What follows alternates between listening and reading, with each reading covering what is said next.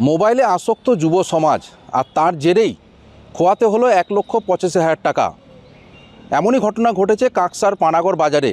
পানাগড় বাজারের বাসিন্দা রাজেশ জয়সওয়ালের ছেলে গত সেপ্টেম্বর মাসে মোবাইলে একটি গেম ডাউনলোড করে এবং অনলাইনে গেম খেলার জন্য তাকে প্রলোভন দেওয়া হয় সেই গেমে টাকা লাগানোর জন্য।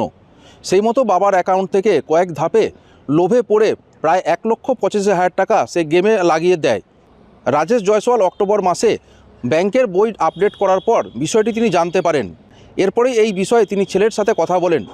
ছেলের সাথে কথা বলার পরেই ছেলের কীর্তির সম্পর্কে তিনি জানতে পারেন।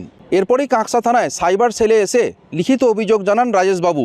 অভিযোগের ভিত্তিতে তদন্তে নামে কাকসা থানার সাইবার সেলের পুলিশ আধিকারিকরা।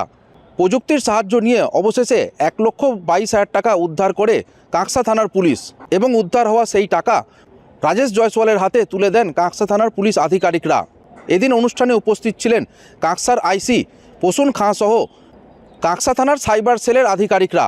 খোয়া যাওয়া টাকার মধ্যে 1,22,000 টাকা হাতে পেয়ে খুশি রাজেশ জয়সওয়ালের পরিবার।